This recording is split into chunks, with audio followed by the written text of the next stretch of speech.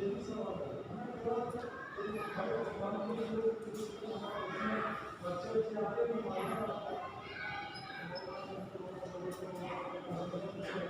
Students, how are you. कल बच्चों मैं आपको पढ़ा रहा था journey to the end of the earth, ये शॉर्ट स्टोरीज के लेसन 3rd है। तो उसमें 4-5 पैराग्राफ पढ़ा दिए थे। आज अगला पैराग्राफ देखिए। To visit Antarctica now is to be a part of that history. Antarctica की यात्रा करना अब वो उस इतिहास का हिस्सा है। To get a grasp of where we have come from, कि हम कहाँ से आए उससे पता चलता है। And where we could possibly be heading, और हम कहाँ की ओर बढ़ रहे हैं, कहाँ जा रहे हैं। It is to understand the significance of Cordilleran folds and pre Cambrian granite seeds.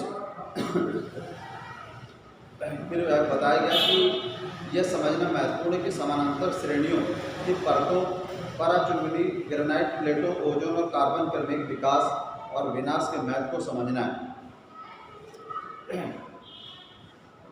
When you think about all that can happen in a million years, जब आप सोचते हैं तो आपको पता चलता है कि ये happen in a million years, कि हजारों मिलियन वर्ष पहले ये हुआ।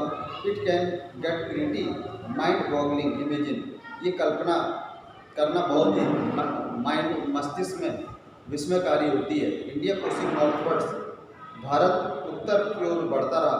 Jamming against Asia to buckle its crust and form the Himalaya, और जिसके कारण कि हिमालय बने। South American drifting off to join North America, South America उत्तरी अमेरिका की तरफ बढ़ता रहा। Opening up to the Drake Passage to create cold circumpolar current, keeping Antarctica frigid desolate and it at the bottom of the world. तो कहने का तात्पर्य यह है कि दक्षिणी अमेरिका खिसक कर उत्तरी अमेरिका से जुड़ा रहा और ड्रैग पैसेज खोल रहा। इस ध्रुव के चारों ठंडे धारा उत्पन्न हो रही है। इससे अंटार्कटिका बहुत ठंडा वीरान हो रहा है और उसको संसार को तली में रखा रहा है। फिर आगे for sun worshipping South Indian like myself, फिर आगे लेखक कहता है कि मेरे जैसे सूर्य की पूजा करने वाले दक्षिण भारतीय के लिए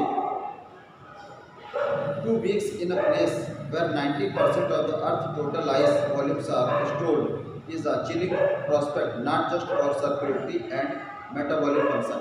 तो कहने का तात्पर्य यहाँ पर यह है कि मेरे जैसे सूर्य की पूजा करने वाला दक्षिणी भारतीय के लिए 2 सप्ताह का स्थान पर रहना, जहाँ पृथ्वी के कुल बर्फ का 90% एकत्र हो, द्रुत शीतलन भविष्य की कल्पना है।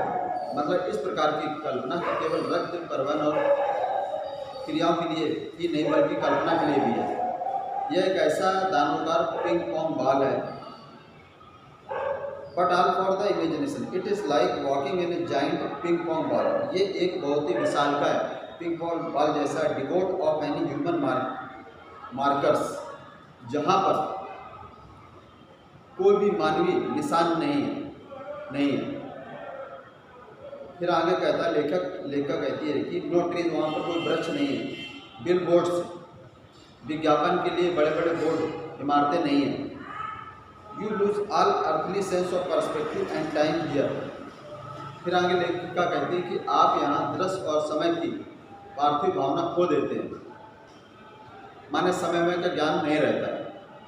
The visual scale ranges from the microscopic to the mighty midges and mites to blue whales and icebergs as big as countries.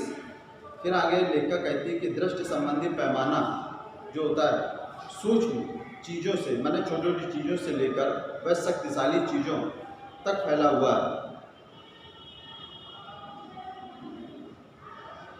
फिर आगे लेखक कहती है यहाँ पर कि whales and icebergs as big as countries like the largest recorded was the size of Belgium. फिर आगे लेखा कहती है कि दृश्य संबंधी पैमाना सूक्ष्म चीज़ों से लेकर वह शक्तिशाली चीज़ों तक फैला हुआ। मच्छर और कुटकी से लेकर नील बेल और हिमशैल तक चीज़ें देखी जाती हैं। हिमशैल देशों जितने बड़े हैं, हिमशैल देशों जितने बड़े, हिमशैल माने बड़े बड़े बर्फ के जो पिंड होते हैं। सबसे बड़ा हिमशैल बेल्जियम के आकार का अभिलिखित है। बेल्जियम एक देश है तो उसके आकार का एक हिमखंड है। फिर आगे बताता है days go on and on, and on is surreal 24 hours austral summer light and ubiquitous silence, interrupted only by the occasional avalanches or calving ice sheet consecrates the place. It is an immersion that will force you to place yourself in the context of the Earth's geological history, and for human, the prognosis isn't good. फिर लेखिका यहाँ पर कहती है कि दक्षिणी गोलार्ध की ग्रीष्म ऋतु का प्रकाश बहुत ही विचित्र रूप से 24 घंटे का दिन बनाए रखता है। सब जगह खामोशी पाई जाती है, माने वहाँ पे जब कुछ पाया नहीं जाता, ह्यूमन बीइंग है नहीं, तो क्या वो खामोशी तो रहेगी ऑलरेडी। कभी कभी हिमानी या बर्फ की चादर अलग होने से खामोशी भंग हो जाती है। ये चीज़ें उस स्थान को पवित्र बनाती हैं।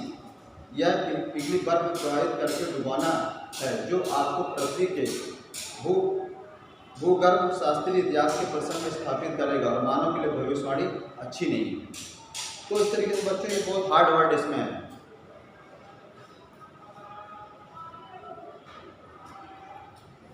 जिनको कि आपको अच्छे तरीके से समझना है हार्ड वर्ड्स को। और हार्ड वर्ड इसमें क्या है, जैसे कि चिलिंग प्रॉस्पेक्ट। चिलिंग प्रॉस्पेक्ट का मतलब होता है एक प्रकार से दुर्चित्र भविष्य की कल्पना। फिर है डिवोड ऑफ। डिवोड का मतलब होता है वंचित होना। मार्कर्स। मार्कर्स का मतलब होता है निशान, चिन्हकारी। बिल बोर्डिंग का मतलब होता है बड़े बड़े विज्ञापन के बोर्ड, जैसे डिस्प्ले बोर्ड लगे रहते हैं जो देखा होगा मार्केट में दुकानों के सामने, वो। पर्सपेक्टिव माने दृश्य, विजुअल माने जो चीज़ें देखी जा सकती हैं, दृष्टि संबंधी। माइक्रोस्कोपिक माने बहुत ही सूक्ष्म, छोटी। विचेस एंड माइट्स, मॉस्किटोस के बारे में बताया गया। यूबिक्विटस का मतलब होता है सब जगह पाई जाने वाली। इंटरप्टेड के माने बिना रुके हुए। एवलांस का मतलब हिमानी। काल्विंग का मतलब अलग होने वाली। कॉन्सिक्रेट्स का मतलब है पवित्र बनाती है। तो इस प्रकार से हार्ड वर्ड है बच्चों, इनको समझना है। एक और वर्ड देखो, प्रोग्नोसिस का मतलब होता है भविष्यवाणी करना, फोरकास्ट करना। तो हार्ड वर्ड पढ़ लीजिएगा तो आपको इजीली समझ में आ जाएगा। Thanks for today.